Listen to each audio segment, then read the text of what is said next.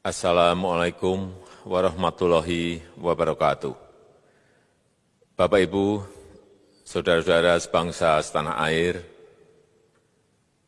pagi tadi saya telah memimpin rapat terbatas secara virtual tentang Undang-Undang Cipta Kerja bersama jajaran pemerintah dan para gubernur. Dalam undang-undang tersebut terdapat 11 klaster yang secara umum bertujuan untuk melakukan reformasi struktural dan mempercepat transformasi ekonomi. Adapun klaster tersebut adalah urusan penyederhanaan perizinan, urusan persyaratan investasi, urusan ketenagakerjaan, urusan pengadaan lahan, urusan kemudahan berusaha, urusan dukungan riset dan inovasi, urusan administrasi pemerintahan, urusan pengenaan sanksi, urusan kemudahan pemberdayaan dan perlindungan UMKM, urusan investasi dan proyek pemerintah, serta urusan kawasan ekonomi. Dalam rapat terbatas tersebut, saya tegaskan mengapa kita membutuhkan Undang-Undang Cipta Kerja. Pertama, setiap tahun ada sekitar 2,9 juta penduduk usia kerja baru, anak muda yang masuk ke pasar kerja, sehingga kebutuhan atas lapangan kerja baru sangat-sangat mendesak. Apalagi di tengah pandemi, terdapat kurang lebih 6,9 juta pengangguran dan 3,5 juta pekerja terdampak pandemi COVID-19. Dan sebanyak 87% dari total penduduk bekerja memiliki tingkat pendidikan setingkat SMA ke bawah, di mana 39% berpendidikan sekolah dasar. Sehingga perlu mendorong penciptaan lapangan kerja baru, khususnya di sektor padat karya. Jadi, Undang-Undang Cipta Kerja bertujuan untuk menyediakan lapangan kerja sebanyak-banyaknya bagi para pencari kerja serta para pengangguran. Kedua, dengan Undang-Undang Cipta Kerja akan memudahkan masyarakat, khususnya usaha mikro kecil, untuk membuka usaha baru. Regulasi yang tumpang tindih dan prosedur yang rumit dipangkas. Perizinan usaha untuk usaha mikro kecil, UMK, tidak diperlukan lagi. Hanya pendaftaran saja. Sangat simpel. Pembentukan PT atau perseroan terbatas juga dipermudah. Tidak ada lagi pembatasan modal minimum. Pembentukan koperasi juga dipermudah. Jumlahnya hanya 9 orang saja. Koperasi sudah bisa dibentuk. Kita harapkan akan semakin banyak koperasi-koperasi di tanah air. UMK, usaha mikro kecil yang bergerak di sektor makanan dan minuman. Sertifikasi halalnya dibiayai pemerintah. Artinya gratis. Izin kapal nelayan penangkap ikan misalnya, hanya ke unit kerja Kementerian KKP saja. Kalau sebelumnya harus mengajukan ke Kementerian KKP, Kementerian Perhubungan, dan instansi-instansi yang lain. Sekarang ini cukup dari unit di Kementerian KKP saja. Ketiga, Undang-Undang Cipta Kerja ini akan mendukung upaya pencegahan dan pemberantasan korupsi. Ini jelas karena dengan menyederhanakan, dengan memotong, dengan mengintegrasikan ke dalam sistem perizinan secara elektronik, maka pungutan liar, pungli dapat dihilangkan. Namun, saya melihat adanya unjuk rasa penolakan Undang-Undang Cipta Kerja yang pada dasarnya dilatar belakangi oleh disinformasi mengenai substansi dari undang-undang ini dan hoax di media sosial. Saya ambil contoh, ada informasi yang menyebut tentang penghapusan UMP, upah minimum provinsi, UMK, upah minimum kota kabupaten, UMSP, upah minimum sektoral provinsi. Hal ini tidak benar, karena faktanya upah minimum regional, UMR, tetap ada. Ada juga yang menyebutkan bahwa upah minimum dihitung per jam. Ini juga tidak benar. Tidak ada perubahan dengan sistem yang sekarang. Upah bisa dihitung berdasarkan waktu dan berdasarkan hasil.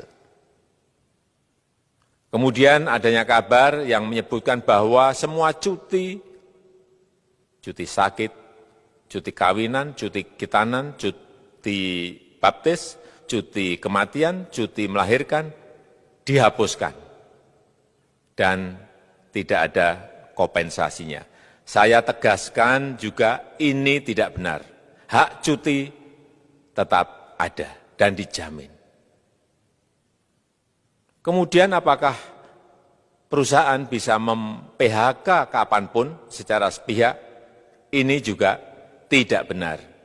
Yang benar, perusahaan tidak bisa mem-PHK secara sepihak. Kemudian juga pertanyaan mengenai benarkah jaminan sosial dan kesejahteraan lainnya hilang. Yang benar, jaminan sosial tetap ada. Yang juga sering diberitakan tidak benar adalah mengenai dihapusnya AMDAL, analisis mengenai dampak lingkungan. Itu juga tidak benar. AMDAL tetap ada. Bagi industri besar harus studi AMDAL yang ketat. Tetapi bagi UMKM lebih ditekankan pada pendampingan dan pengawasan. Ada juga berita mengenai Undang-Undang Cipta Kerja ini mendorong komersialisasi pendidikan. Ini juga tidak benar. Karena yang diatur hanyalah pendidikan formal di kawasan ekonomi khusus, di KEK.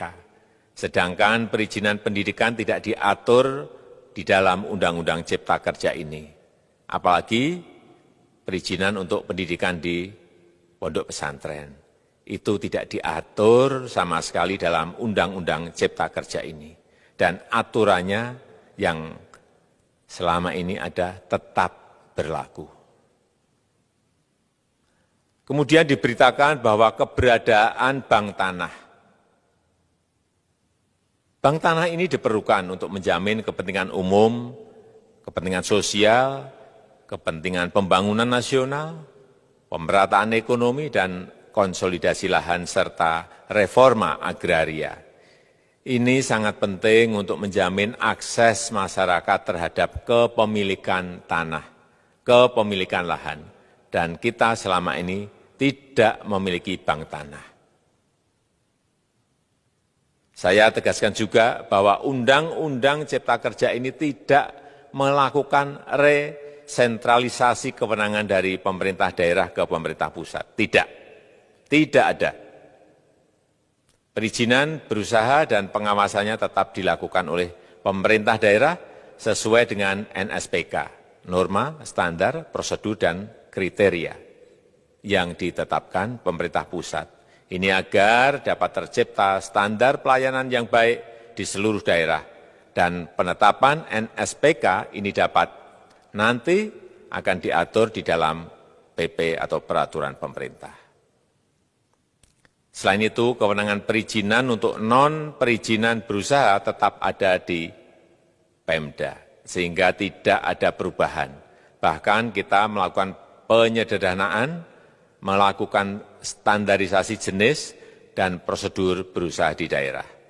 Dan perizinan berusaha di daerah diberikan batas waktu. Ini yang penting di sini. Jadi ada service level of agreement. Permohonan perizinan dianggap disetujui bila batas waktu telah terlewati. Saya perlu tegaskan pula bahwa Undang-Undang Cipta Kerja ini memerlukan banyak sekali peraturan pemerintah atau PP dan peraturan presiden atau Perpres. Jadi setelah ini akan muncul PP dan Perpres yang akan kita selesaikan paling lambat 3 bulan setelah diundangkan. Kita pemerintah membuka dan mengundang masukan-masukan dari masyarakat dan masih terbuka usulan-usulan dan masukan dari daerah-daerah. Pemerintah berkeyakinan melalui Undang-Undang Cipta Kerja ini jutaan pekerja dapat memperbaiki kehidupannya dan juga penghidupan bagi keluarga mereka. Dan kalau masih ada, jika masih ada ketidakpuasan terhadap Undang-Undang Cipta Kerja ini, silahkan mengajukan uji materi atau judicial review melalui MK, Mahkamah Konstitusi. Sistem ketatanegaraan kita memang mengatakan seperti itu. Jadi, kalau masih ada yang tidak puas dan menolak, silahkan diajukan uji materi ke MK. Saya rasa itu yang bisa saya sampaikan pada kesempatan yang baik ini. Terima kasih. Wassalamualaikum warahmatullahi wabarakatuh.